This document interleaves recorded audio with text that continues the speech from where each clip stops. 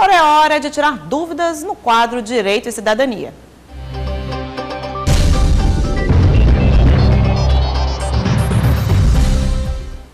O quadro Direito e Cidadania de hoje traz uma entrevista com o advogado Dr. Moisés Roche, que vai tirar as principais dúvidas do empregado referente às leis trabalhistas, como fundo de garantia, hora extra, demissão, entre outros. Acompanhe.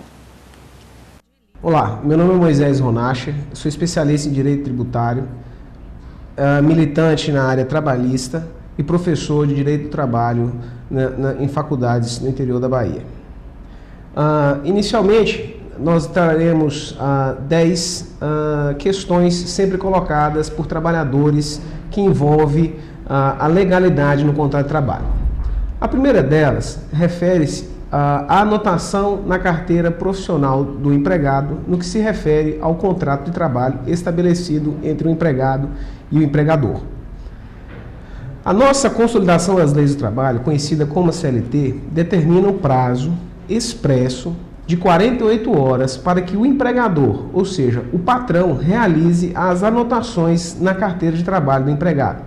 Essas anotações vão se referir expressamente na CTPS à remuneração, os dados do empregador, o horário de trabalho e qualquer outro elemento que possa compor essa relação jurídica trabalhista, como, por exemplo, percepção de qualquer adicional, seja gorjeta, seja um adicional de periculosidade, insalubridade ou até mesmo comissões. Outra questão também que gera muita dúvida aos empregados no Brasil é quanto ao prazo do pagamento da remuneração do empregado.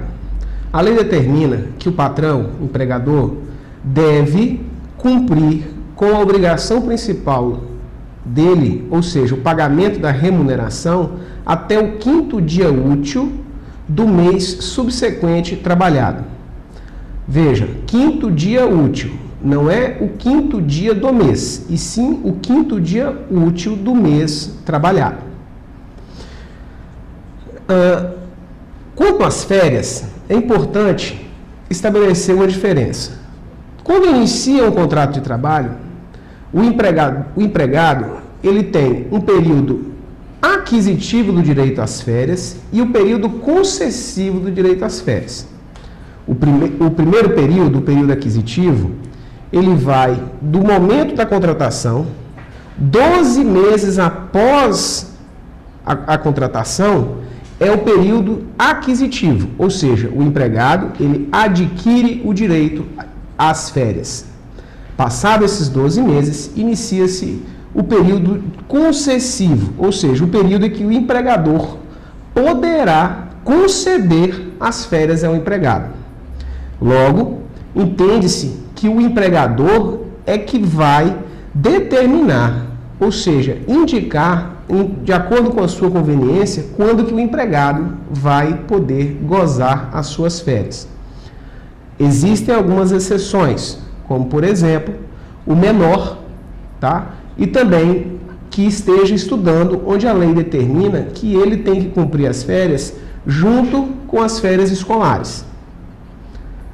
O empregador também poderá, se não causar prejuízo à sua atividade, conceder férias no mesmo período para aquelas pessoas aquela família que trabalha na mesma empresa. Então, aquela pai e filho, marido e esposa poderão, se não causar prejuízo ao empregador, pedir as suas férias para que coincida, dentre algumas outras exceções. Passado esse período concessivo, caso o empregador não venha a conceder ao empregado as férias, ele deverá cumprir com o pagamento em dobro dessas férias.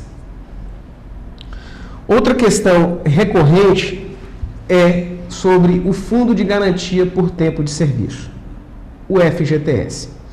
O FGTS, ele é uma poupança em que o empregador, faz para o seu empregado. Só que isso decorre de uma lei.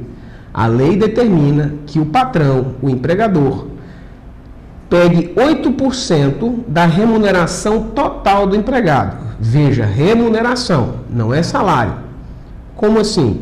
Se eu tenho um salário de R$1.000, mas recebo R$100 de horas extras, ou recebo comissão, e passa esses R$1.000, sendo que eu percebo aí um salário de 1.300, o valor do fundo de garantia a ser depositado numa conta vinculada é de 8% sobre a remuneração total, incluindo adicional de insalubridade, de periculosidade, comissões e até mesmo as horas extras quando realizadas. Quando há rescisão involuntária do contrato de trabalho pelo empregado, ou seja, quando há uma demissão sem justa causa, o empregador ele deverá pagar uma multa no montante de 50%, onde 10% é destinado para a União através de uma contribuição social e 40% destinado ao empregado.